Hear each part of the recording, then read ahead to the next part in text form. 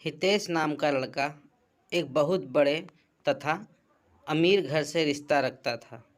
मेरा कहने का मतलब है कि वह लड़का मतलबी रिश्ते के पिताजी एक बहुत बड़ी नौकरी तथा उनका एक बहुत बड़ा साम्राज्य हुआ करता था, जिस कारण से हितेश अपने बाप के पैसों पर बहुत ज़्यादा घमंड किया करता था। आप देख रहे हैं गौतम जी स्टोरी। हमारे चैनल को सब्सक्राइब कर लें। वह बहुत सारे दोस्तों को, बहुत सारी गर्लफ्रेंड को एक बार एक साथ रखता था। पैसों के इतनी ज़्यादा अमीर होने के कारण लोगों में कुछ भी नहीं समझता था। सभी से झगड़ा किया करता था और सभी के साथ बहुत ज़्यादा बुरे मानसिकता वाले हालात से पेश आता था। यही कारण है कि हितेश का कोई भी बेस्ट फ्रेंड नहीं था। वह जिनके भी फ्रेंड के साथ रहता, जितने भी दोस्तों के साथ रहता था, वह सिर्फ उसके साथ उसके पैसों पर मौज मस्ती करने के लिए रहता था। लेकिन जब हितेश किसी मुश्किल में फंस जाता था तो कोई भी दोस्त उसकी मदद करने के लिए बिल्कुल भी नहीं आता था। हितेश बहुत ज़्यादा अपने फ्रेंड तथा दोस्तों के साथ टूर करने के लिए बाहर बाहर देश से जाया करता था, क्योंकि उनके पिताजी के पास इतनी ज़्यादा दौलत थी कि कितना भी हितेश का उस दौलत में से पैसा उड़ा दे, उसका कम नहीं होने वाला था। इस कारण से हितेश उस दौलत को लेकर बहुत ही ज़्यादा घमंड किया करता था और हमेशा अपने दोस्तों को बहुत ज़्यादा पार्टी दिया करता था और फिर उसके साथ घूमने के लिए, जाने के लिए कहाँ कहाँ जाया करता था। हितेश को लड़की की लत लग चुकी थी। वह लड़कियों के साथ बहुत ज़्यादा ही समझ किया करता था। ज़्यादा पैसा होने के कारण बहुत सारी लड़कियों के साथ घूमा करता था तथा बार डांस में जाया करता था। लड़कियों के साथ बाहर डांस भी किया करता था। वह रिपोर्ट्स में जाकर लड़कियों को खाना खिलाया करता था और फिर घूमने के लिए टूर पर जाया करता था।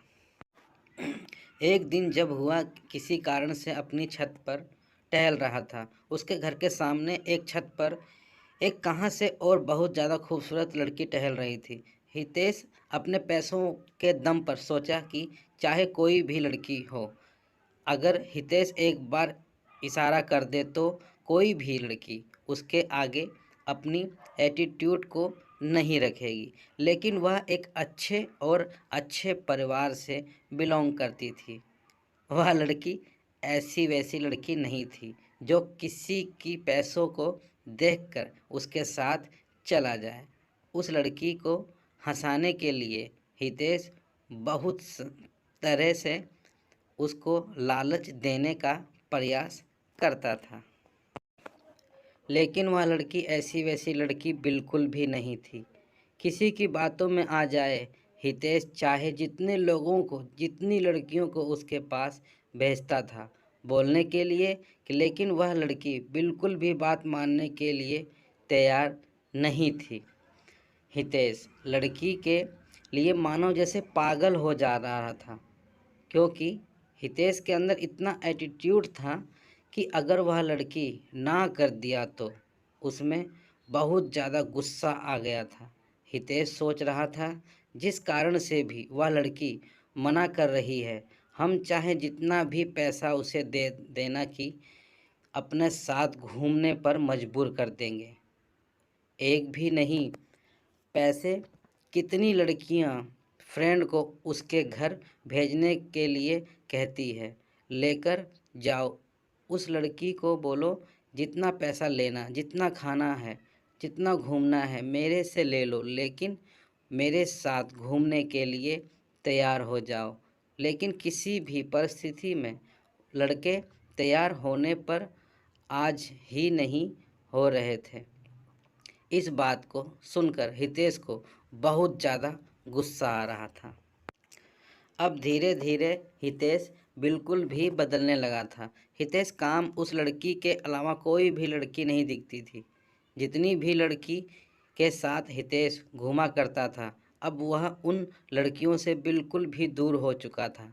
अब वजह ज़्यादातर वक्त अपना घर में ही गुजारता था।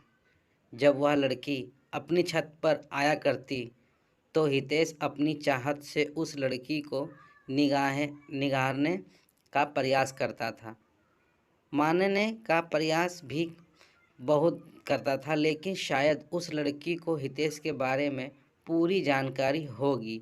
इसी कारण से वह लड़की हितेश के पास ना जाने के लिए बहुत सारे बहाना बनाया करती थी।